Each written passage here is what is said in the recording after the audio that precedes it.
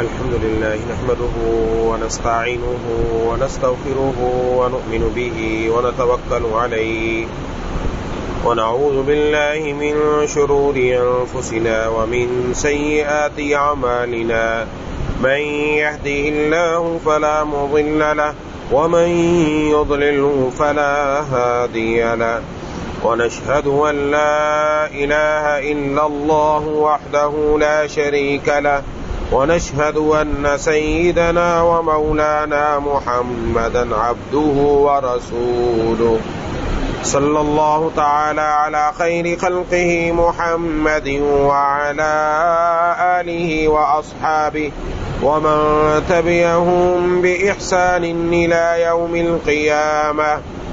أما بعد فأعوذ بالله من الشيطان الرجيم. بسم الله الرحمن الرحيم. والذين يقولون ربنا اصرف عنا عذاب جهنم إن عذابها كان غراما إنها ساءت مستقرا ومقاما. صدق الله العظيم.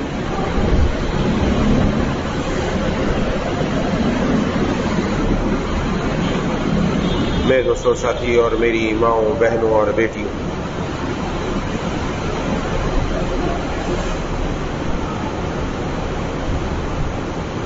سورۃ الفرقان کے آخری رکوع پر درس ہو رہا ہے،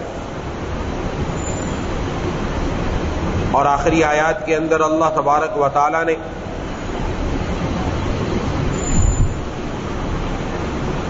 عباد الرحمن کے نام سے رحمان کے بندوں کی کچھ صفات بیان فرمائی. ان کی پہلی صفت یہ ہے کہ یہ رحمان کے بندے وہ ہیں کہ جو جن کی چال میں تواضع ہے. نمبر 2، وہ جھگڑا کرنے والوں سے جھگڑے کی بات نہیں کرتے، بحث و مباحثہ نہیں کرتے. نمبر 3، اور وہ لوگ اپنی راتیں اپنے رب کے سامنے کبھی سجدے میں اور کبھی قیام کی حالت میں گزارتے ہیں.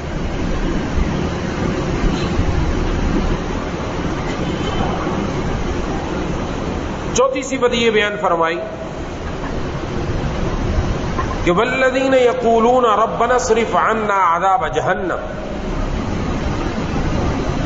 اور وہ لوگ یہ کہتے ہیں کہ اے ہمارے پروردگار، جہنم کے عذاب کو ہم سے دور رکھیے. ان عذابہا کان غراما، حقیقت یہ ہے کہ اس کا عذاب وہ تباہی ہے جو چمٹ کر رہ جاتی. انہا ساعت مستقر و مقاما، یقیناً وہ کسی کا مستقر اور قیام گاہ بننے کے لیے بدترین جگہ ہے.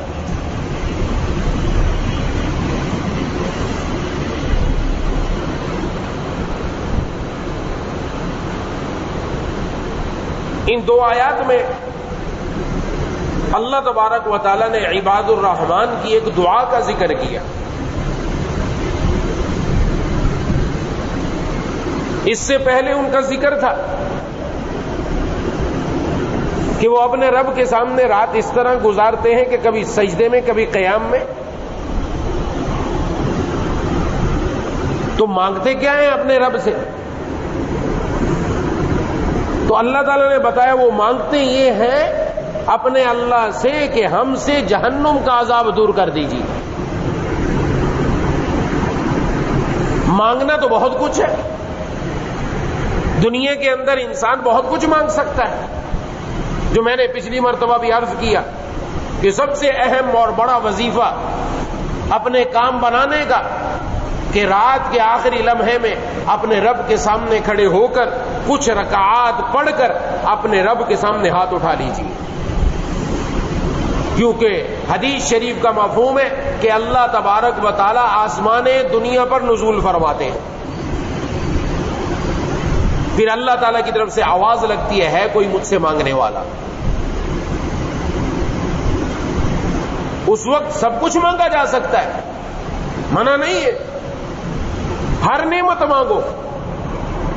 اللہ تبارک و تعالیٰ سے رزق کے اعتبار سے، بچوں کے رشتے کے اعتبار سے، بچوں اور بچیوں کی فرما برداری کے اعتبار سے، گھر کے حالات کے اعتبار سے، کچھ بھی ہو سب مانگو. لیکن خاص طور پر یہ ذکر کیا کہ یہ لوگ اپنے رب سے یہ مانگتے ہیں کہ ہم سے جہنم کا عذاب دور کر دیجیے. اس سے بہت اہم اشارہ ہے، بڑی اہم دعا ہے ان کی. کیونکہ دنیا مل جائے کسی کو، کاروبار مل جائے، بینک و بیلنس، کار و کوٹھی اور بنگلے مل جائیں، سب کچھ دنیا کی نعمتیں ہو، دنیا اس کے ہاتھ میں بھی ہے، دنیا اس کی جیب میں بھی ہے، دنیا اس کے اکاؤنٹ میں بھی ہے، سب کچھ ہے. لیکن اگر آخرت میں وہ جہنم میں گیا، یہ دنیا کی ساری عیش و عشرت اس کے سامنے کچھ حقیقت نہیں رکھتی. بلکہ حدیث شریف کا مفہوم ہے کہ وہ بندہ جس نے دنیا میں کبھی تکلیف نہیں دیکھی، عیش و عشرت میں رہا،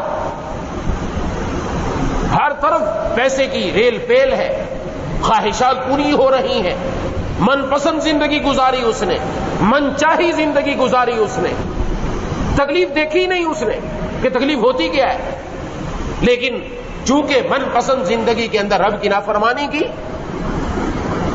رب کی نافرمانی کی، اس نے جہنم کا مستحق ہو گیا. اب دنیا میں اس نے کبھی تکلیف نہیں دیکھی، پریشانی نہیں دیکھی. اللہ فرمائیں گے جبرائیل امین کو، اس آدمی کو جہنم کا ایک غوطہ دلواؤ. ایک غوطہ جہنم کے اندر روکنا نہیں ہے، غوطے کا مطلب ہوتا ہے اندر جا کر واپس لے آنا. ایک غوطہ دلوایا جائے گا. حدیث کا مفہوم ہے کہ وہ بھول جائے گا، اس سے پوچھا جائے گا کہ تو نے کبھی عیش و عشرت دیکھا؟ وہ بندہ جو ساری زندگی عیش و عشرت کے اندر دنیا میں رہا، وہ کہے گا میں نے کبھی زندگی میں عیش و عشرت دیکھا ہی نہیں. جہنم وہ جگہ ہے جہاں انسان سب کچھ بھول جاتا ہے ایک غوطے سے. اس لیے قرآن کریم میں فرمایا فمن زحزح عن النار وادخل الجنہ، جو بندہ دوزخ سے دور کر دیا گیا اور جنت میں داخل کر دیا گیا، یہی بندہ کامیاب ہے. اصل کامیابی یہ جہنم سے دوری اور جنت میں دخول، یہ جس کو مل گیا اس کی کامیابی ہے. اس لیے وہ اللہ سے مانگتے کہ اللہ ہمیں جہنم کے عذاب ہم سے دور کر دیجیے. اور جہنم واقعتاً پناہ مانگنے والی چیز ہے. آج تو ہمارا المیہ یہ ہے کہ دنیا کی تکلیفوں سے رونا آتا ہے، دنیا کی پریشانیاں جب سامنے آتی ہیں رونا آتا ہے. نہیں رونا آتا تو رب کا کلام سن کر رونا نہیں آتا. اللہ تبارک و تعالیٰ نے آخرت میں جو سزائیں، جو جہنم اور اس کا تذکرہ قرآن کریم میں فرمایا، وہ سن کر کبھی رونگٹے کھڑے نہیں ہوتے.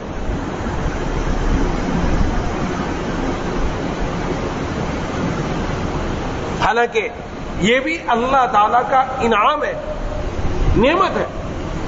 اللہ تعالیٰ نے دنیا میں جس طریقے سے ایک بچے کو اسکول جانے کے لیے، مدرسے جانے کے لیے ہم اس کو دو طرفہ بات کرتے ہیں کہ اگر تو اچھا پڑھ کر آیا، اگر تیرے نمبر اچھے آئے، ایک گریڈ میں پاس ہوا، تو پھر تجھے فلاں چیز لے کر دیں گے. اس کو کہتے ہیں فلاں چیز دیں گے، تحفہ دیں گے، انعام دیں گے. اس لالچ میں اس کو آگے بڑھایا جاتا ہے. اور اگر نہیں پڑھا، ناکام ہوا، تو پٹائی لگے گی. جو کچھ ابھی تجھے سہولتیں دی ہیں یہ بھی چھین لیں گے. یہ دونوں چیزیں دنیا کے اندر ہر انسان اپنی اولاد کے ساتھ، اپنے ماتحت لوگوں کے ساتھ کرتا ہے، اور چلانے کا طریقہ یہی ہوتا ہے. اللہ تبارک و تعالیٰ جو ماؤں سے بڑھ کر پیار فرمانے والے، اللہ تبارک و تعالیٰ نے جہاں پر ان لوگوں کے لیے جو دنیا میں من چاہی نہیں، رب چاہی زندگی گزارتے ہیں، رحمان چاہی زندگی گزارتے ہیں، رحمان کی بندگی کرتے ہیں، ان کے لیے اللہ تبارک و تعالیٰ نے ایسی ایسی نعمتوں کے لیے ایک مہمان خانہ تیار کیا ہے جو ناقابل تصور ہے، اس کا نام جنت ہے۔ وہیں پر اللہ تبارک و تعالیٰ نے یہ بھی بتلا دیا کہ اگر میری نہ مانی، اپنی منچاہی زندگی گزاری، تو پھر آخرت میں ایک عقوبت خانہ ہے، ایک قید خانہ ہے، ایک جیل ہے جس کے اندر تمہیں جانا پڑے گا، اور اس کی سزا یہ ہوگی۔ یہ بھی بتلا دیا، یہ عین اللہ کی نعمت ہے کہ اللہ تبارک و تعالیٰ نے ہمیں بتلا کر سمجھا دیا۔ قرآن کریم میں سورہ رحمان کے اندر فَبِأَيِّ آلَاءِ رَبِّكُمَا تُكَذِّبَانِ، مرد بھی سنتے ہیں، عورتیں بھی سنتے ہیں، سب کو ترجمہ بھی آتا ہے کہ تم اپنے رب کی کون کون سی نعمتوں کو جھٹلاؤ گے۔ پڑھتے ہیں سب، سنتے ہیں سب۔ اس سورت کے اندر کیا صرف اللہ کی نعمتوں کا ذکر ہے؟ یعنی اسی چیز کا ذکر ہے، جنت کی نعمتیں اور جو اللہ تعالیٰ نے ہم پر انعام کیے، اس میں دوزخ کی سزاؤں کا بھی ذکر ہے، اور دوزخ کی سزا ذکر کرنے کے بعد بھی فرمایا گیا فَبِأَيِّ آلَاءِ رَبِّكُمَا تُكَذِّبَانِ، تم اپنے رب کی کون کون سی نعمتوں کو جھٹلاؤ گے۔ سوال پیدا ہوتا ہے یہ کیا نعمت ہے؟ یہ تو سزا کا ذکر ہے۔ یہ عین نعمت ہے کہ ڈاکٹر کے پاس جاتے ہیں، ڈاکٹر بتاتا ہے اگر تم نے فلاں چیز استعمال کی، اس کی وجہ سے تمہیں یہ بیماری ہو جائے گی، آگے تمہارے لیے خطرناک معاملات پیدا ہو جائیں گے۔ وہ بتاتا ہے، سمجھتے ہیں یہ ڈاکٹر بہت اچھا ہے، مہربان ہے، رحم دل ہے، ہمارے ساتھ اچھا برتاؤ کرنے والا ہے، تو وہ ڈاکٹر کے بتانے کو ہم سمجھتے ہیں اس نے بڑا مہربانی کر دی۔ اللہ اس سے بڑی مہربانی فرمانے والے، اگر تم نے یہ عمل کیا، اگر تم نے یہ گناہ کیا، اگر تم نے یہ نافرمانی کی، تو یہ جہنم کی سزا، یہ جہنم کی سزا اور یہ جہنم کی سزا اللہ نے بتلا دی۔ یہ بتلانا اللہ تعالی کی نعمت کہ اللہ بتلا رہے تاکہ بندے باز آ جائیں۔ اس لیے یہ جہنم یہ پناہ مانگنے کی چیز ہے، جیسے کہ میں نے عرض کیا کہ اللہ تبارک و تعالیٰ نے اس قرآن کریم میں جہنم اور اس کی اندر جو کچھ بندوں کو دیا جائے گی سزا، اس کا تذکرہ فرمایا، جسے فرمایا انہا ساعت مستقر و مقام، عارضی طور پر ٹھکانہ ہو یا ہمیشہ کے لیے ٹھکانہ ہو، جہنم بری جگہ ہے، یہ ٹھکانہ کسی آدمی کے لیے مناسب نہیں ہے، یہ کوئی اچھی جگہ نہیں، بدترین ٹھہرنے کی جگہ ہے، بدترین قیام کی جگہ ہے۔ قل نار جہنم اشد حرا، آپ فرما دیجئے جہنم کی آگ انتہائی سخت ہے، کلما نضجت، جب بھی ان کے چمڑوں کو وہ جلا دے گی، جب بھی جلا دے گی تب دوبارہ ان کو چمڑا دیا جائے گا، پھر وہ جلائے گی، پھر چمڑا، پھر جلائے گی۔ اور یہ آگ کیسی ہے، کلما خبت زدناہم سعیرا، ایسی نہیں کہ بجھ جائے، جب بھی بجھنے لگے گی ہم اس آگ کو اور بڑھکا دیں گے۔ یہ انسانوں کی لگائی ہوئی آگ نہیں، یہ اللہ کی لگائی ہوئی نار اللہ الموقدہ التی تطلع علی الافئدہ، یہ آگ اللہ کی جلائی ہوئی، یہ صرف انسان کی جسم پر نہیں، کھال پر نہیں، انسان کے دل پر جا کر اثر کرے گی۔ وَسُقُوا مَاءً حَمِيمًا فَقَطَّعَ أَمْعَاءَهُمْ، ان کو پینے کو ایسا گرم پانی ملے گا، جب یہ پیئیں گے تو وہ ان کی آنتوں کو کاٹ کر رکھ دے گا۔ ان شجرۃ الزقوم طعام الاسیم کالمہل یغلی فی البطون کغلی الحمیم، ان کو کھانے کو سیڑ کا درخت، کانٹے دار درخت دیا جائے گا، جس کو یہ جب کھائیں گے ان کے پیٹ میں جا کر اس طرح وہ ابلے گا، اس طرح وہ کھولے گا جس طرح ہنڈیا کے اندر پانی کھولتا ہے۔ الامان والنفیس۔ اور وہ لوگ کہ جن کو کل قیامت کے دن نامہ اعمال بائیں ہاتھ میں دیا جائے گا، وہ کیا کہیں گے؟ فیقول یا لیتنی لم اوت کتابیہ ولم ادر ما حسابیہ یا لیتہا کانت القاضیہ ما اغنی عنی مالیہ ہلک عنی سلطانیہ، وہ کہے گا کاش مجھے میرا نامہ اعمال ہی نہ دیا جاتا، کاش مجھے یہ اپنا حساب معلوم ہی نہ ہوتا، آج مجھے پتہ ہی نہ چلتا، آج سے پہلے کاش میرا خاتمہ ہو چکا ہوتا، میں آج کے دن مجھے میرا مال کام نہ آیا۔ دنیا میں انسان کا مال کام آتا ہے، پیسہ کام آتا ہے، دولت کام آتی ہے، ما اغنی عنی مالیہ، مال کام نہ آیا۔ دنیا میں انسان کا جہ کام آتا ہے، منصب کام آتا ہے، مرتبہ کام آتا ہے، ہلک عنی سلطانیہ، آج میرا مرتبہ بھی ختم ہو گیا، آج نہ مال کام آیا نہ مرتبہ کام آیا۔ حکم ہوگا پکڑو اس کے گردن میں 70 گز لمبی زنجیر ڈال کر اس کو جہنم کے بیچوں بیچ ڈال دو۔ کیوں کیا گیا؟ ما سلککم فی سقر قالوا لم نک من المصلین ولم نک نطعم المسکین. تمہیں جہنم میں کیوں ڈالا گیا؟ پوچھا جائے گا جہنمیوں سے، وہ کہے گا ہم نماز نہیں پڑھتے تھے. لم نک من المصلین، نماز نہیں پڑھتے تھے. آج نماز ہماری زندگی سے نکلتی جا رہی ہے، نماز نہیں پڑھتے. اور سب سے پہلی بات، پہلی وجہ جہنم میں جانے کی نماز نہ پڑھنا. اور نہ ہی ہم مسکینوں کو، غریبوں کو، فقراء کو کھانا کھلاتے ہیں.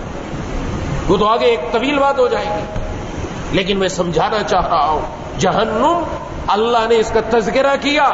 اس کا تذکرہ سن کر انسان کے رونگٹے کھڑے ہو جانے چاہیے اور ہونے چاہیے. دل میں خوف آنا چاہیے، دل کے اندر ایک خوف پیدا ہو جائے. یہ اس لیے اللہ نے ذکر کیا تاکہ میرے بندوں کے دل میں خوف پیدا ہو جائے. خوف دل میں ہونا بھی فرض ہے، فرض. اتنا خوف جو ہمیں گناہ سے بچا لے. کسی گانا سننے والے کو دیکھا تو دیکھا گانا سنا رہا ہے، وہاں بیٹھ کر سننے لگ گئے. اپنے موبائل میں گانا آ گیا، سننے لگ گئے. کسی کا اسٹیٹس کھولا، گانا آ رہا ہے، ڈانس آ رہا ہے، اس کو دیکھنے لگ گئے. نہ اس وقت یہ خوف آ جائے، اس وقت رب تعالیٰ کی عظمت آ جائے، اس وقت دبدبا آ جائے، جہنم کی ان سزاؤں کا ذکر سامنے آ جائے، اس وقت یہ گناہ سے بچ جائے، اس وقت یہ اس گانے کو نہ سنے، اس ڈانس کو نہ دیکھے، نہ زبان سے گانا گائے، نہ ڈانس کو سنے، نہ گندی اور ننگی فلمیں دیکھے، نہ ڈرامے دیکھے، نہ اس طرف جائے، نہ بد نگاہی کرے، نہ عورتیں نہ محرم مردوں کو دیکھے، نہ مرد نہ محرم عورتوں کو دیکھے. اگر غیبت کا موقع، چغلی کا موقع، بہتان کا موقع آیا، وہ چغلی اور بہتان سے بچ گیا. ایسا ڈر انسان کے دل میں ہونا یہ شریعت کی طرف سے فرض ہے، یہ ذمہ داری ہے. یہ جہنم کا ذکر ایسے نہیں کیا گیا، اس لیے کیا گیا خوف پیدا ہو جائے. اس لیے جناب نبی کریم صلی اللہ علیہ وسلم نے دعا مانگی، اللہم انی اسألک من خشیتک ما تحول به بیننا وبین معاصیک، او کما قال علیہ الصلوۃ والسلام. اے اللہ آپ میرے دل میں اتنا ڈر پیدا فرما دیجئے جو میرے اور میرے گناہوں کے درمیان رکاوٹ بن جائے، حائل بن جائے. جب گناہ کی طرف جانے لگوں وہ خوف سامنے آ کر میں گناہ سے بچ جاؤں. کتنے ایسے موقع کہ حدیث شریف کے اندر اور اس کے علاوہ کتنے واقعات کہ بندہ گناہ کی طرف جا چکا، زنا کی طرف جا چکا، رب کی نافرمانی کی طرف جا چکا، گناہ کا موقع مل چکا، لیکن پھر بھی اللہ کے ڈر سے رک گیا. اللہ تبارک و تعالی اسی لمحے اس کے دل میں جنت کا مزہ عطا فرماتے ہیں. یہ قرآن کریم کا اعلان ہے. اتنا خوف ہو بندے کے دل میں، گناہ سے رک جائے. کہتے ہیں یہ تو دنیا کی خواہشات، یہ مزے چھوڑنے پڑیں گے، ٹی وی چھوڑنا پڑے گا، موبائل، یوٹیوب، فیس بک ایک طرف کرنی پڑے گی، اس پر جتنی گندی چیزوں اس سے بچنا پڑے گا. بڑا مشکل نظر آتا ہے. ملے گا کیا؟ سنا ہے کہ جنت ملے گی. جنت تو دنیا میں نہیں ملتی، آخرت میں ملے گی، مرنے کے بعد ملے گی. نانا آدھی بات سنی ہے، پوری بات نہیں سنی. رب کے قرآن کا اعلان ہے وَلِمَنْ خَافَ مَقَامَ رَبِّهِ جَنَّتَانِ. جو شخص اپنے رب کے سامنے کھڑا ہونے سے ڈر گیا، اس کے دل میں خوف آ گیا، رب کی عظمت آ گئی، دبدبا آ گیا، جلال آ گیا. اللہ کی عظمت کی وجہ سے وہ رک گیا گناہ سے، وہ رک گیا اللہ کی نافرمانی سے، گانے سے، وہ ٹی وی سے، فحاشی سے، بے حیائی سے، غیبت سے، چغلی سے، بہتان سے باز آ گیا. فرمایا اللہ اس کو 2 جنتیں عطا فرمائیں گے. جنت فی الدنیا و جنت فی العقبہ. ایک جنت اللہ آخرت میں دیں گے جس کا ہمیں پتہ ہے، ایک جنت اللہ دنیا ہی میں دے دیتے ہیں. ایک جنت اللہ دنیا میں دے دیتے. عباد الرحمان کو وہ جنت مل جاتی ہے، وہ رحمان کے بندوں کو، وہ رحمان کی بندیوں کو دنیا میں جنت مل جاتی ہے. اور وہ جنت ہے کیا؟ حضور مع المولا. اس کو اللہ کی معیت مل جاتی ہے کہ اس بندی کو دیکھ کر، اس خاتون کو دیکھ کر، اس بندے کو دیکھ کر ہر انسان کو پتا چلتا ہے تیری جلوت میں مولا ہے، تیری خلوت میں مولا ہے، تیری جلوت میں مولا ہے، تیری خلوت میں مولا ہے. تیرا چہرہ بتاتا ہے کہ تیرے دل میں مولا ہے. یہ اس کی کیفیت بنتی ہے. یہ کب بنتی ہے؟ جب خوف خدا کی وجہ سے، رب کے ڈر کی وجہ سے، اللہ کی عظمت کی وجہ سے بندہ گناہ کو چھوڑتا ہے. اسی لمحے اس کے دل کے اندر اللہ تعالیٰ کی محبت آ جاتی ہے. اسی لمحے اس کو پتہ چلتا ہے کہ کسی نے میرے دل کا پیار لے لیا ہے. میرے حسرت زدہ دل پر انہیں یوں پیار آتا ہے، میرے حسرت زدہ دل پر انہیں یوں پیار آتا ہے کہ جیسے چوم لے ماں چشم نم سے اپنے بچے کو. اور اب جس کے دل میں آتے وہ اسی وقت اپنے دل میں پالے تھے. کہ میرا مولا میرے دل میں آ گیا. محسوس تو ہوتے ہیں دکھائی نہیں دیتے, محسوس تو ہوتے ہیں دکھائی نہیں دیتے. اس چومنے والے کے الگ اور طرح کے. وہ رب تعالیٰ جو محبت دل میں دیتے وہ دنیا سے اتنی بڑھ کر ہے کہ دنیا کے ہزاروں گنا ساری دنیا اس پر قربان کر دی جائے, لیکن جب تعالیٰ جو دل میں مزہ دیتے ہیں دنیا اس کا مزہ نہیں دے سکتی. اس لیے کہ رب تعالیٰ کی ذات قل هو اللہ احد اللہ الصمد. میرے مرشد فرمایا کرتے تھے اللہ کی ذات بے نیاز, اللہ کا کوئی مثل نہیں, نہ اللہ کی ذات کا کوئی مثل, نہ اللہ کی صفات کا کوئی مثل. اللہ کے نام میں جو مزہ ہے دنیا کی کسی چیز میں وہ مزہ نہیں.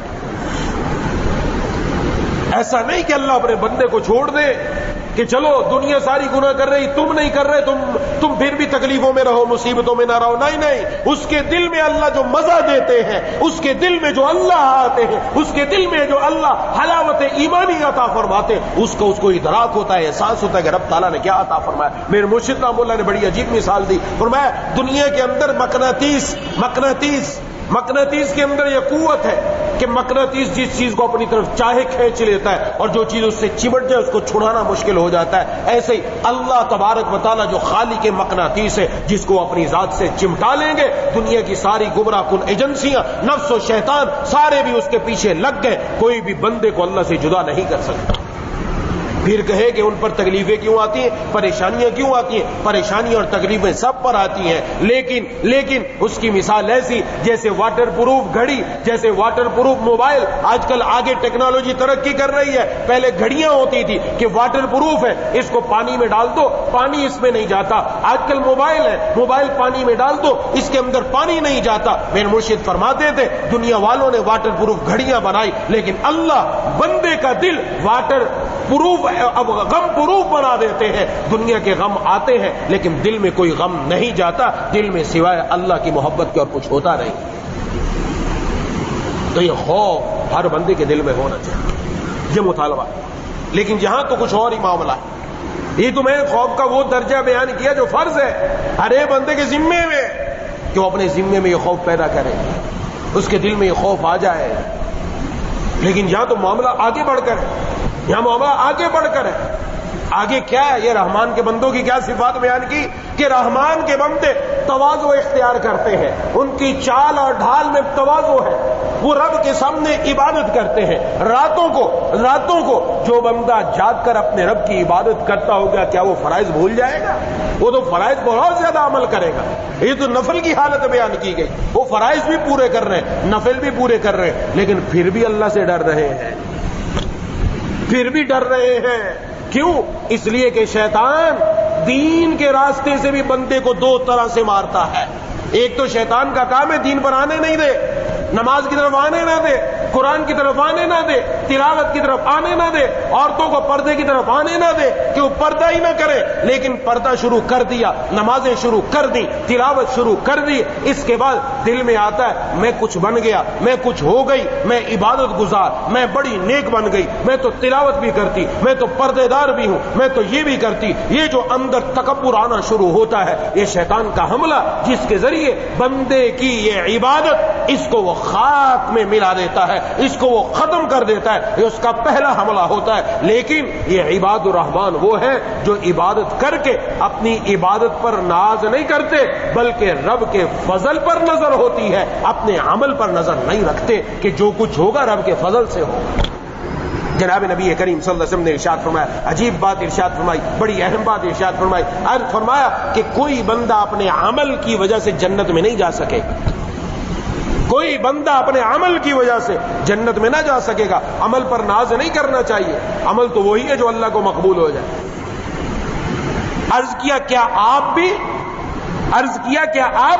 یعنی آپ بھی عمل کی وجہ سے جنت میں نہ جا سکیں گے؟ فرمایا میں بھی اپنے عمل کی وجہ سے جنت میں نہ جا سکوں گا مگر یہ کہ اللہ کی رحمت مجھے ڈھانپ لے گی. سبحان اللہ, رحمت ڈھانپ لے گی.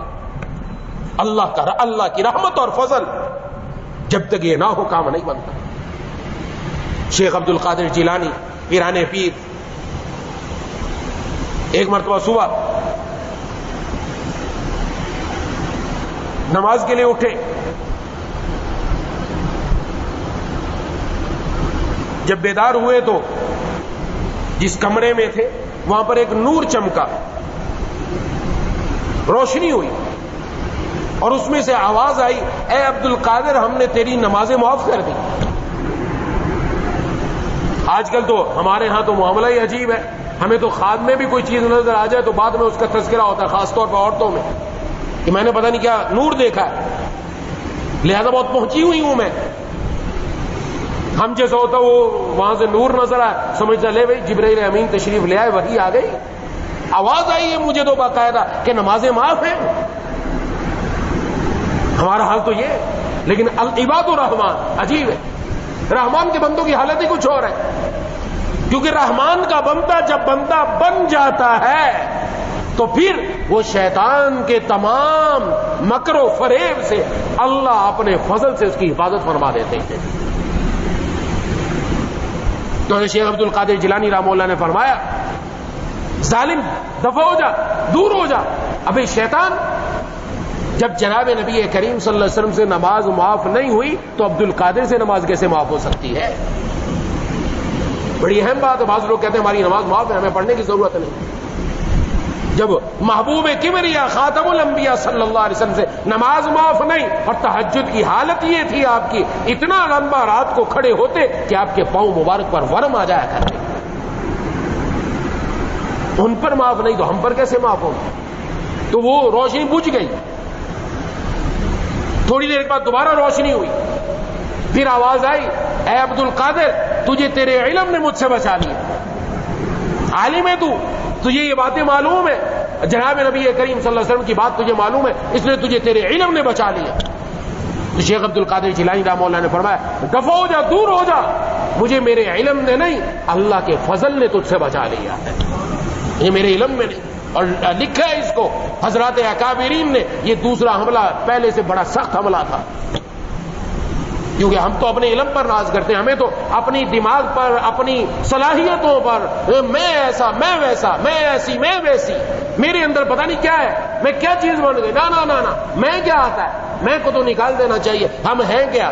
دماغ بھی رب کا دیا ہوا، صلاحیتیں بھی اللہ کے دی ہوئی، یہ پاؤں بھی اللہ کے دیے ہوئے، ہاتھ بھی اللہ کے دیے ہوئے، آنکھیں بھی رب کی، زبان بھی رب تعالیٰ کی دی ہوئی، ساری دی ہوئی انہیں کیا، ہمارا کیا ہے؟ ہمارا تو ہے ہی نہیں کچھ، پھر کس چیز پر ناز ہے؟ اس لیے یہ جو میں آتی نا، یہ یہاں آ کر خرابی پیدا کرتی، اس لیے وہ پڑھتے بھی ہیں، رات کو اللہ کے سامنے عبادت بھی کرتے ہیں، قیام اللیل بھی کرتے ہیں، لیکن ڈرتے رہتے ہیں نہ جانے عمل قبول نہ ہو، کہیں جہنم کی طرف نہ چلے جائیں، اس لیے مانگتے ہیں یا اللہ ہم سے جہنم کا عذاب دور کر دیجیے، ڈرتے رہتے ہیں۔ اور جو پچھلی مرتبہ میں نے عرض کیا تھا کہ قرآن کریم میں یہ بھی فرمایا کہ راتوں کو کم لوگ ہیں جو اٹھ کر اللہ کی عبادت کرتے ہیں اور سحری کے وقت وہ استغفار کرتے ہیں، سحری کے وقت استغفار کر رہے ہیں۔ استغفار کا کیا مقصد؟ حضرت اما عائشہ صدیقہ رضی اللہ عنہا نے پوچھ لیا کہ کیا ان سے کوئی جرم ہو جاتا؟ فرمایا جرم نہیں، استغفار اس بات پر اللہ کی جیسی عبادت کرنی چاہیے تھی ویسی نہ ہو سکی، اس لیے بڑی اہم بات ہے، جب بھی نماز کی توفیق ہو، تلاوت کی توفیق ہو، تسبیحات کی توفیق ہو، دین کے کسی حکم پر عمل کرنے کی توفیق ہو جائے، کوئی بھی عمل دین کا ہو جائے تو پھر نظر اپنی ذات پر نہیں، نظر اپنے عمل پر نہیں، بلکہ نظر اللہ کی ذات اور اللہ کے فضل پر ہونی چاہیے، یا اللہ آپ کے فضل سے ہی ہو، آپ ہی کے فضل سے، اس کے علاوہ کچھ نہیں ہے، اپنی طرف نظر نہیں ہے۔ اس لیے جب بھی عبادت ہو اس کے بعد دو کام کرنے ہیں۔ شیطان کا راستہ دو ہے جس سے بندے کی اللہ سے دور کرتا ہے۔ ایک راستہ کیا ہے؟ یہ تکبر آ گیا، یہ بڑائی آ گئی، یہ میں آ گیا، میں نیک ہوں، فلانا نیک نہیں ہے۔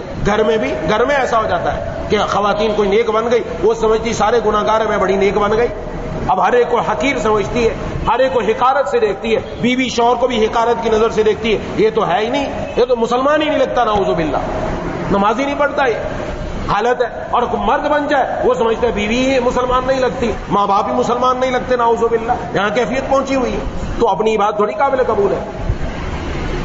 شیخ سعدی رحمۃ اللہ علیہ فرماتے ہیں، میں سفر میں تھا والد صاحب کے ساتھ، رات کو تہجد کے وقت والد صاحب اٹھے، انہوں نے اپنے بچوں کو بھی عادت ڈالی تھی تہجد کی، شیخ سعدی بھی اٹھے، شیخ سعدی بہت اللہ کے ولی ہیں. یہ اپنے بچپن کی بات بتا رہے ہیں. بہت ہی ولی اور اللہ تعالیٰ کے پیاروں میں سے گزرے. کہا کہ تہجد کی نماز میں نے بھی پڑھی, ابا نے بھی پڑھی, تو میں نے اس کے بعد کہا یہ سارے لوگ دیکھیں کس طرح مردوں کی طرح سوئے ہوئے ہیں, مردے پڑے ہیں سارے. تو میرے والد صاحب نے مجھے کہا تو بھی بہتر تھا کہ تہجد نہ پڑھتا, تو بھی اسی طرح سو جاتا. تیرے تہجد پڑھنے سے بہتر تھا سو جانا. یہ تو نے جملہ بولا ہے کہ سارے مردوں کی طرح پڑے ہوئے, گویا اپنی طرف نظر کر لی کہ میں نے تہجد پڑھ کے بڑا کام کر لیا, بڑا تیر مارا ہے میں نے. یہ جو بات کی ہے یہ بالکل غلط کی ہے. وہ تہجد کا عمل ضائع ختم ہو, سمجھایا اس کو. آج بھی کیفیت یہ بنتی چلی جائے. دین کا کوئی معمولی عمل پر اللہ تعالیٰ کے فضل سے, اللہ تعالیٰ کی توفیق سے کچھ ہو گیا تو ہم سمجھتے پتہ نہیں ہم کیا بن گئے. نہ, بت تقدس کا گرانے سے خدا ملتا ہے, بت تقدس کا گرانے سے خدا ملتا ہے, اپنی ہستی کو مٹانے سے خدا ملتا ہے. ہستی کو مٹانا پڑتا ہے. تو بہرحال پہلی چیز کیا ہے کہ جب بھی توفیق ہو جائے نماز کی, تلاوت کی, تسبیحات کی, روزے کی, زکوٰۃ کی, حج کی, مسکینوں کی مدد کرنے کی, ماں باپ کی خدمت کرنے کی, بیوی کو شوہر کی خدمت کرنے کی, ہاں جی, اولاد کو ماں باپ کی خدمت کرنے کی, جو بھی توفیق ہو جائے فوراً کہنا ہے اس پر الحمدللہ, الحمدللہ. حضرت ڈاکٹر عبداللہ عارفی رحمہ اللہ فرماتے تھے جو بندہ اپنی عبادت کے بعد الحمدللہ کہتا ہے شیطان کی کمر توڑ دیتا ہے. توڑ دی اس نے کمر. الحمدللہ کا کیا مطلب کہ اللہ آپ ہی کی تعریف ہے کہ آپ ہی نے مجھ سے یہ عبادت کروائی, ورنہ میں کیا کہ میں یہ عبادت کرتا. اللہ کی طرف نظر چلی. شکر اور تکبر ضد ہے, آگ اور پانی کی طرح. جہاں شکر ہوگا وہ متکبر نہیں ہو سکتا, جہاں تکبر ہوگا وہ شکر گزار بندہ نہیں ہو سکتا. شکر, اللہ کا شکر, یا اللہ آپ کا شکر ہے آپ نے عبادت کی توفیق عطا فرمائی, آپ نے نماز کی توفیق عطا فرمائی. جب یہ شکر کی کیفیت ہوتی ہے تو بندے میں تواضع آتی ہے, بندے کے اندر تکبر نہیں آتا. اور دوسرا کہ عبادت ہو گئی, شیطان بھی ڈالتا ہے اور لوگ بھی کہتے ہیں کہ بھئی تو نے کیا 4 ٹھونگے مار لی, نعوذ باللہ, سجدے کو کہتے ہیں 4 ٹھونگے تو نے مار لی, تجھے کیا ملا. بعض شوہر بھی ایسے بیویوں کو کہتے ہیں, بہت ساری خواتین کی طرف سے یہ بات آتی ہے, بڑی آئی, بڑی نماز پڑھنے والی, ذرا مار 2-4 ٹھونگے, دیکھتے ہیں کیا کرتی ہے, تو نعوذ باللہ. بعض خواتین کی بھی یہ کیفیت ہے. ایسا نہیں ہونا چاہیے. یہ بہت بہت بہت غلط بات ہے جو ایمان کے اوپر خطرہ ہے, ایمان پر خطرہ ہے. ایسے نہیں کہنا چاہیے. بلکہ اس وقت کیا ہے, عبادت ہو گئی. حضرت ڈاکٹر عبداللہ عارفی رحمہ اللہ کے پاس ایک آدمی آیا اور آ کر کہا کہ حضرت میں جب سجدہ کرتا ہوں, نماز پڑھتا ہوں, تو نہ جانے کیا کیا خیالات آتے ہیں. آج کل بھی ہمارے ہاں یہی ہے مسئلہ. کیا خیالات کیوں آتے؟ بندہ جب گناہ کرتا ہے وہ گناہوں کے خیالات آتے ہیں, فلم چل جاتی ہے پوری. ایسے نوجوانوں نے آ کر بتایا کہ جن کی زندگیاں غلط رستوں پر چلی, پھر اس کے بعد اللہ کی طرف آئے, کہ نماز میں کھڑے ہوتے تھے, وہ گندی فلم کا پورا نقشہ ہمارے سامنے آ جاتا تھا. نماز سجدے میں جا رہے ہیں, وہ گندی چیز سامنے, وہ ڈرامے سامنے, وہ فلمیں سامنے, وہ بد نظریاں سامنے. میں مرشد رحمہ اللہ فرمایا کرتے تھے جب بندہ اللہ کی نافرمانی کرتا ہے, بد نظری والی نظر کا غلط استعمال, تو 90 ڈگری اللہ سے اس کا دل پھر جاتا ہے, واقعاً پھر جاتا ہے. ایسے خیالات آتے ہیں تو میرا سجدہ تو بالکل گندا سجدہ ہوتا ہے, اس قابل ہی نہیں کہ اللہ کے سامنے وہ میں کروں. تو حضرت نے فرمایا کہ تیرا جو گندا سجدہ ہے وہ ذرا مجھے کر دے. سجدہ تو تیرا گندا ہے تیرے سامنے, وہ سجدہ اس قابل نہیں کہ اللہ کے سامنے کہ یہ گندا سجدہ ہے نا, وہ سجدہ تو مجھے کر دے. کہ نہیں حضرت ایسے تھوڑی ہوتا ہے, سجدہ تو صرف اللہ کے سامنے ہی ہو سکتا ہے, سجدہ تو صرف اللہ کے سامنے ہی ہو سکتا ہے. فرمایا بس یہ بات سمجھ لو, سجدہ کیسا بھی ہے, یہ سجدہ جسے تیری آستان سے نسبت ہے, یہ سجدہ جو اللہ کے در پر اور اللہ کی چوکھٹ پر ہوا بڑی نعمت ہے. چاہے اس میں 1000 وساوس اور خیالات آ گئے, جو نماز پڑھنے کی توفیق ملی, جو رب کے سامنے قیام کی, رکوع کی, سجدے کی اور تلاوت کی توفیق ملی, اس کو معمولی نہ سمجھو. اللہ کچھ دینا چاہتے تبھی تو اپنے در پر بلایا ہے. اس لیے یہ مت سمجھو کہ خیالات آئے، آنے دو، خیالات تو آتے رہیں گے، خیالات تو آتے رہیں گے، ہاں ان خیالات کو چلانا نہیں ہے، آگے چلانا نہیں ہے، ان کو روکنا ہے۔ اگر چل جائے پھر روک کر پھر نماز کی طرف توجہ، پھر تلاوت کی طرف توجہ کرنا یہ ہے۔ لیکن وہ نماز، وہ سجدہ جسے اللہ تعالیٰ کے سامنے ادا کیا، یہ بھی اللہ تبارک و تعالیٰ قبول فرما لیتے ہیں۔ ایک بزرگ تھے، صبح کو تہجد کے وقت روزانہ اٹھتے تھے، ایک خادم تھا ان کے ساتھ، وہ اٹھ کر ان کو وضو کرواتا، نماز پڑھتے۔ ایک دن جب اٹھے، وضو کیا، نماز پڑھنے لگے تو آواز آئی، نہ تیرا وضو قبول، نہ تیری نماز قبول، نہ تیرے دعا قبول، نہ تیرا سجدہ قبول۔ اس طالب علم نے، اس شاگرد نے، اس خادم نے بھی سنی۔ اگلے دن پھر اٹھے تہجد کے وقت میں، پھر یہی آواز کہ کچھ قبول نہیں تمہارا۔ علامہ رومی رحمہ اللہ نے بیان کیا۔ تیسرے دن پھر اٹھے تو وہ جو ساتھ خادم تھا اس نے عرض کیا 2 دن سے میں آواز سن رہا ہوں۔ کہا میں بھی سن رہا ہوں۔ تو پھر کہا نماز پڑھنے کا کیا فائدہ، یہ تہجد کے لیے اٹھنے کا کیا فائدہ جب قبول ہی نہیں ہے، تو اتنی مشقت کرنے کا کیا فائدہ۔ ہمارے جیسے ہوتا کہ ہاں بوریا بستر بند کرو ایک طرف ہو جاؤں۔ آج بھی یہی کہ 4 دن ہوگا صلاۃ الحاجت پڑھتے ہوئے ابھی تک تو کچھ بھی نہیں ہوا، تو کیا ہم خدا بن کر آگے نعوذ باللہ۔ بندہ ہے، بندے نے اپنے رب کے سامنے اپنی التجا رکھنی ہے۔ کہا جی وظیفہ بتا دو، وظیفہ بتا دیا، ہفتے کے بعد وظیفے سے کچھ نہیں ہوا، تو وظیفہ کیا اللہ پر جا کر حکم کرتا ہے؟ سمجھنی چاہیے بات کو، بات سمجھنی چاہیے۔ وظیفہ کرنا، نماز حاجت پڑھنا، رب تعالیٰ کے سامنے دعا کرنا، یہ اللہ سے درخواست کرنا ہے۔ یہ کیا کرنا ہے؟ اللہ سے درخواست، یا اللہ میری یہ بات ایسے فرما دیجئے، یا اللہ ایسا کر دیجئے، یا اللہ میرے لیے یہ سہولت پیدا کر دیجئے، میرے لیے یہ پیدا کر دیجئے۔ یہ درخواست ہے، جب ان کی مرضی ہوگی درخواست قبول ہو جائے گی۔ ہمارا کام ہے درخواست دیتے رہیں، کھولے وہ یا نہ کھولے در، اس پر ہو کیوں تیری نظر، کھولے وہ یا نہ کھولے در، اس پر ہو کیوں تیری نظر، تو بس اپنا کام کر یعنی صدا لگائے جا۔ تیرا کام ہے صدا لگاتے رہنا۔ تو ان بزرگ سے ان کے خادم نے کہا بڑے دن سے آواز سن رہا ہوں، 2 دن سے، تو کرنے کا کیا فائدہ؟ انہوں نے عجیب جواب دیا، انہوں نے کہا اس در کے علاوہ کوئی اور در بھی ہے؟ کہ اس کے علاوہ تو نہیں۔ کہا تو پھر جائیں گے کہاں؟ اسی در پر سجدہ کرنا، چاہے قبول نہ ہو تو بھی ادھر ہی کرنا ہے۔ آواز آئی، اگرچہ تمہارے اوپر ہنر نہیں ہے تمہارے پاس، لیکن آج سے ہم نے سب کچھ تیرا قبول کر لیا، آج سے سب کچھ قبول کر لیا، تیری یہ بات بڑی پسند آ گئی۔ جیسی بھی عبادت ہے تو اس کو اللہ سے نسبت نہ ہے، تو اس کو رب کے در سے نسبت ہے، تو اللہ کے سامنے جھکنے سے نسبت، تو معمولی نہ سمجھو۔ اس سے مایوس ہوتا ہے بندہ کہ میری نمازوں کے اندر خضوع نہیں پیدا ہو رہا، میرا دل نہیں لگ رہا، میری نمازیں عجیب ہوتی ہیں، پتہ ہی نہیں چلتا۔ نہ پتہ چلے، توجہ نہ ہو تو بھی کرتے رہنا ہے، تو بھی پڑھتے رہنا ہے، اللہ اسی حالت میں قبول فرما لیں گے انشاءاللہ۔ اور یہ ہے اس کے لیے استغفار۔ جب نماز پڑھ لی اب کہے الحمدللہ، یا اللہ آپ کا شکر ہے آپ نے نماز کی توفیق دی، استغفر اللہ، یا اللہ جیسی نماز پڑھنی چاہیے ویسی نہیں پڑھی، اس لیے میں اس پر معافی بھی مانگتا ہوں ساتھ ساتھ۔ کیسی پیاری بات ہے، دونوں باتیں ہو گئیں، ضرور عبادت قابل قبول ہو جائے گی، اللہ قبول فرما لیں گے۔ سورۃ النصر کے اندر اللہ تعالیٰ نے جناب نبی کریم صلی اللہ علیہ وسلم کو فرمایا اذا جاء نصر اللہ والفتح ورأيت الناس يدخلون في دین اللہ افواجا۔ کیا محنتیں ہیں آپ صلی اللہ علیہ وسلم کی، کیا آپ نے تکلیفیں اٹھائی، لوگ فوج در فوج جب اسلام میں داخل ہوئے، کب ہوئے؟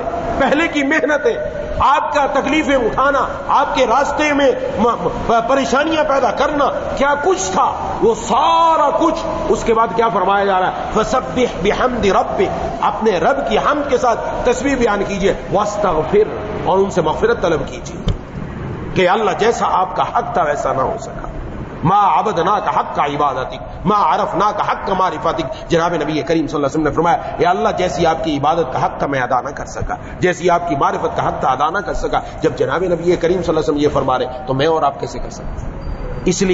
اس لیے جب بھی عبادت کی توفیق مل جائے غنیمت سمجھنا چاہیے۔ اس لیے میں نے پچھلی مرتبہ عرض کیا تھا حکیم الامت کا ملفوظ لسٹم پسٹم جیسے ہو عمل کرتے رہو، بڑی پیاری بات ہے، اب زیادہ سمجھ میں آئے۔ لسٹم پسٹم جیسے ہو عمل کرتے رہو، دل لگ رہا ہے نہیں لگ رہا، توجہ ہو رہی ہے نہیں ہو رہی، خضوع بن رہا ہے نہیں بن رہا، کرتے رہو، تمہارا کام ہے کرتے رہنا، وہ ضرور قبول فرما لیں گے انشاءاللہ۔ وہ بار بار آنے کی جو توفیق دے رہے ایسے نہیں دے رہے۔ حضرت حاجی امداد اللہ مہاجر مکی رحمہ اللہ کی خدمت میں ایک شخص آیا، کہا کہ روزانہ اللہ اللہ کرتا ہوں، اللہ اللہ کرتا ہوں، فائدہ نظر نہیں آ رہا، پتہ نہیں قبول بھی ہوتا ہے کہ نہیں قبول ہوتا، معلوم نہیں ہے. تو حضرت حاجی صاحب نے بڑے پیار سے جواب دیا کہ ظالم یہ کیا کم نعمت ہے کہ اللہ روز تجھے اپنا نام لینے کی توفیق دے رہے ہیں، روز تجھے ذکر کی توفیق دے رہے ہیں، روز تجھے تلاوت کی توفیق دے رہے ہیں، روز تجھے نماز کی توفیق دے رہے ہیں. ایک نماز کے بعد دوسری نماز، دوسری کے بعد تیسری نماز، ایک تلاوت کے بعد دوسری تلاوت، ایک ذکر کے بعد دوسرا ذکر. تب یہ ہوتا ہے جب پہلے والا قبول ہو جاتا ہے. پہلے والا قبول ہوا تبھی بلا ہے. اس لیے ہمارا کام ہے لگے رہے. تو جو دو چیزیں وہ ہے امید اور اس کے ساتھ ساتھ خوف. دل میں خوف بھی ہو، دل میں ڈر بھی ہو. اپنی عبادات پر ناز نہ کرے کہ میری اتنی عبادات، میری اتنی عبادات، میں اتنا نیک، میں اتنا پرہیزگار. نہیں، عمل بھی کرنا ہے، ڈرنا بھی ہے. یا اللہ عذاب جہنم سے بچا لیجیے، یا اللہ عذاب جہنم سے بچا لیجیے اور اپنے فضل سے جنت میں داخل فرما دیجیے، اور اپنے فضل سے جنت میں داخل فرما دیجیے. پھر دیکھیں کام کیسا بنتا ہے. دعا ہے کہ اللہ تعالیٰ مجھے اور آپ کو ان باتوں کو صحیح طور پر سمجھنے کی، اس پر عمل کرنے کی توفیق عطا فرمائے. وآخر دعوانا ان الحمدللہ رب العالمین. بسم اللہ الرحمن الرحیم. الحمد للہ رب العالمین الرحمن مالک یوم الدین. ایاک نعبد وایاک نستعین. اهدنا الصراط المستقیم صراط الذین انعمت علیہم غیر المغضوب علیہم ولا الضالین. اللهم صل على سيدنا ومولانا محمد وعلى آل سيدنا ومولانا محمد وبارك وسلم. یا الہ العالمین یا ارحم الراحمین یا ذا الجلال والاکرام یا مالک الملک یا احکم الحاکمین. جو کچھ کہا اور سنا میرے کہنے میں، ساتھیوں کے سننے میں، خواتین کے سننے میں، سب میں اخلاص پیدا فرما دیجیے. مولا کریم ہم سب کو اس پر عمل کرنے کی توفیق عطا فرما. ربنا اصرف عنا عذاب جہنم، ربنا اصرف عنا عذاب جہنم، ربنا اصرف عنا عذاب جہنم. اللهم انا نسألك رضاك والجنة، اللهم انا نعوذ بك من سخطك والنار.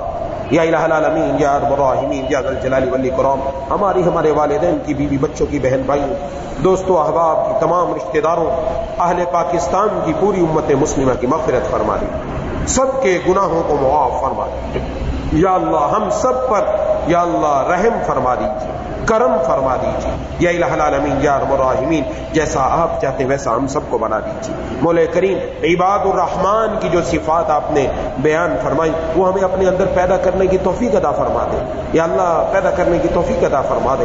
یا اللہ ہمیں متواضع بنا دیجیے، یا اللہ متواضع بنا دیجیے. تکبر سے ہم سب کی حفاظت فرما دیجیے، بڑے بول سے ہم سب کو بچا لیجیے. یا اللہ ہمیں ہماری نظر میں چھوٹا کر دیجیے، یا اللہ ہمیں ہماری نظر میں چھوٹا کر دیجیے، یا اللہ ہمیں ہماری نظر میں چھوٹا کر دیجیے، لوگوں کی نظر میں بڑا کر دیجیے. مولا کریم اے الہ العالمین اے ارحم الراحمین یا ذا الجلال والاکرام یا مالک الملک یا احکم الحاکمین اپنی زبان کا صحیح استعمال کرنے کی توفیق عطا فرما.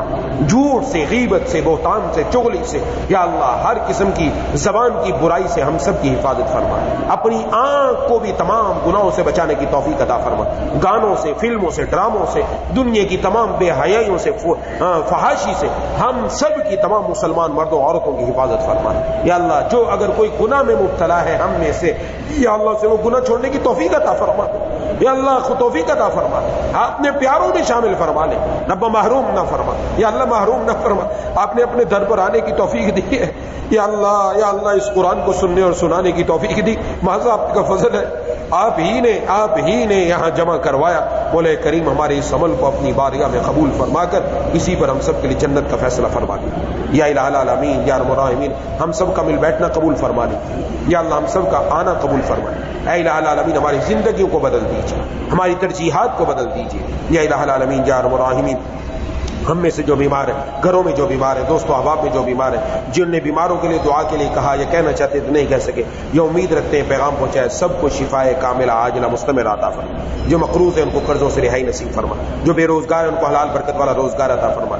یا اللہ جن کے گھروں میں اختلاف ہے، جھگڑے، گھروں میں اتفاق، اتحاد، محبتیں پیدا فرما. جو بیوی اپنے شوہروں کی نافرمان ہیں ان کو شوہروں کا فرما بردار بنا. جن کے شوہر ظالم ہیں ان کے دل میں نرمی پیدا فرما. جو والد یا والدین دونوں اپنی اولاد پر سخت گیر ہے، بلا ضرورت ان پر سختی کرتے ہیں، یا اللہ ان کے دلوں میں بھی نرمی پیدا فرما. اولاد کو بھی اپنے والدین کی عظمت پہچاننے کی توفیق عطا فرما. ان کو اپنے والدین کے سامنے زانو ٹیکنے کی توفیق عطا فرما اور اف کلمہ کہنے سے بھی ان کی حفاظت فرما. مولا کریم الہ العالمین اے ارحم الراحمین ہمیں اپنے والدین کی آنکھوں کی ٹھنڈک بنا. یا اللہ ہماری اولاد کو ہماری آنکھوں کی ٹھنڈک بنا. یا اللہ ہماری اولاد کو ہماری آنکھوں کی ٹھنڈک بنا. یا اللہ یا ذا الجلال والاکرام یا ارحم الراحمین جتنی اچھی اچھی صفات ہیں سب سے ہم سب کو مزین فرما. جتنے برے برے اخلاق ہیں ان سب سے ہم سب کی حفاظت فرما. اللهم كل خير لكل مسلم ومسلمة. اللهم ارحم أمة محمد صلى الله عليه وسلم. اللهم اغفر لنا وللمؤمنين والمؤمنات والمسلمين والمسلمات. اللهم اغفر لنا وللمؤمنين والمؤمنات والمسلمين والمسلمات. اللهم اغفر لنا وللمؤمنين والمؤمنات والمسلمين والمسلمات. یا اللہ جتنے بھی ساتھی موجود ہیں جتنی بھی خواتین موجود ہیں مجھ سمیت سب کے دلوں میں جتنی جائز تمنائیں پوری فرما دی. ربنا تقبل منا انك انت السميع العليم وتب علينا انك انت التواب الرحيم. صلى الله تعالى على خير خلقه محمد وعلى اله واصحابه اجمعين برحمتك يا